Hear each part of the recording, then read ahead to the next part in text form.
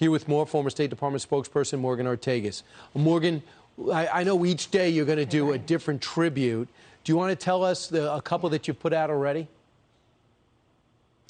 Sure. You can find all of this on my social media, on Twitter and Facebook. We are taking every single day. We're looking at what the family and the friends said of these 13 brave Americans who gave their life as we withdrew from Afghanistan. And one of the most cowardly and unorganized withdrawals that we've seen in modern political history. But we are certainly grateful to them and to their family for their sacrifice. Many of you remember there's a picture, I think we have it, of a woman, Sergeant Nicole Gee. She was the woman that was, there you go, she was the woman that was holding the baby in this beautiful picture. She was killed just a mere days later. Her family said that this was typical for Nicole, that she would have given her life for any baby, for that baby. You also have Captain Hunter Lopez. He walked through 5 miles of Taliban territory to get a young Afghan boy to safety. He had rescued other children. His family also said that this was very typical of something that he would do. After walking through Taliban territory and risking his life to get a young Afghan boy to safety, he, of course, also perished in that attack that killed 13 Americans. So we are honoring all of these 13 brave men and women, their stories, their families, their lives. They will not be forgotten. And so many others were so frustrated they weren't able to go beyond the airport to go get our people, Americans and our allies, while Australians and the British were doing that too, right? Yeah. No, you know, that's right. We have a lot of things to think about in this 1-year anniversary since we withdrew from Afghanistan. Brian, I like to call it an anniversary of shame.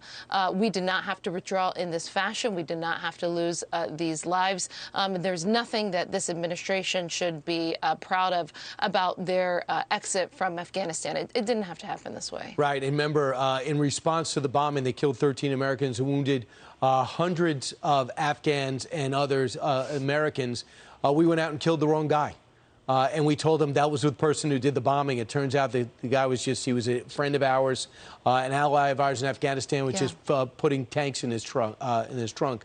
We kind of forget all that. And Brian, a year later, what's going on? The Taliban is in control of Afghanistan.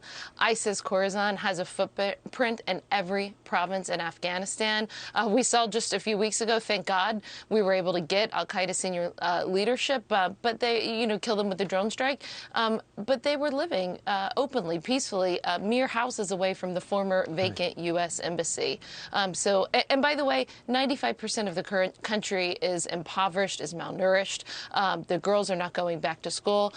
This is not a success story by any means for what the United States government did for 20 years in Afghanistan. I'm just going to read to you the list of everyone that's been fired.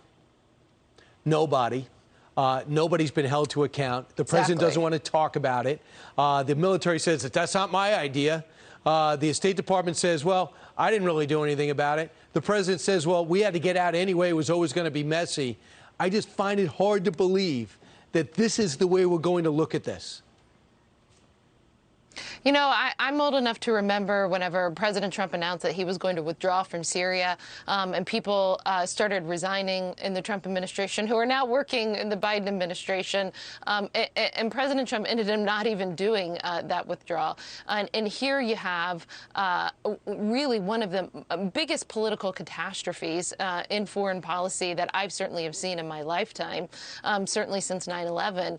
And you see no one resigned in shame. No one was held accountable. No one looks at Afghanistan and sees, the ability. By the way, in March, the military said, the DoD said that that Al-Qaeda and ISIS would have the ability to plot attacks against the homeland within a year, and no one has been held accountable, as you said. Someone should have resigned in shame. But ISIS has been energized, and that was in the 100-page GOP minority report, which could be a majority report soon. I appreciate what you're doing. You're not forgetting Morgan Ortagus, so I appreciate it. Thanks so much. Thanks, Brian. Subscribe to the Fox News YouTube channel to catch our nightly opens, stories that are changing the world and changing your life. From Tucker Carlson tonight.